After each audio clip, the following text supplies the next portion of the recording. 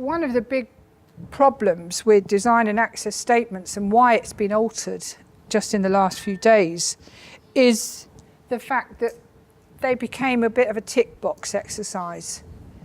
There was quite an amusing email that was being passed around to many people. I don't know whether you got it here or whether you saw it, about the tractor shed. Anyone see it?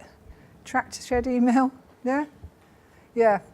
I mean, basically it was drawing attention to how crazy some of the requirements were, and that has now been corrected. But the problem is, I think design and access statements were just seen as, oh, is the one, and provided there was a bit of thing which said design and access statement, oh yeah, that's all right then, that one would be acceptable. And I don't think the process was taken as seriously as it should have been. Now, don't even think about looking at this properly. It's just my aide-memoire, really. But I have put this in the pack, I think. But just a few points that I think I would make about if you're writing design and access statements, or if you're on the receiving end of a design and access statement, what it should contain and what it should be like.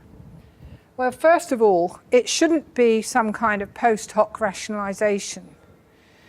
I was at a training course on one occasion, and it was quite amusing, really, because it was for architects, and they said, I said, oh, you know, about design and access statements, blah, blah, blah.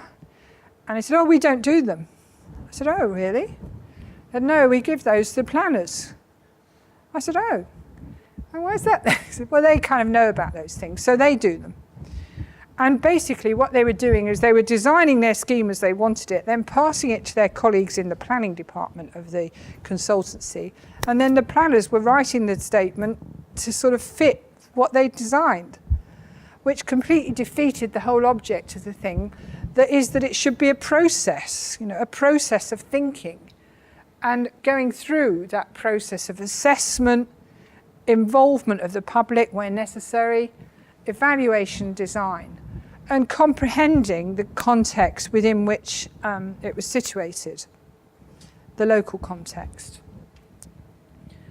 I mean, in the same meeting, I discovered that a lot of people use Google Maps as a site visit, which was also quite worrying, but still. It focused also on public consultation, the need to explain schemes, and how that should be done so that people really did understand what was proposed. There should be a design philosophy behind it.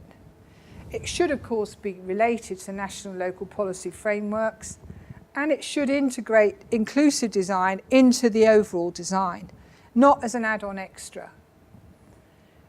And it should communicate how that thing is going to be used over time.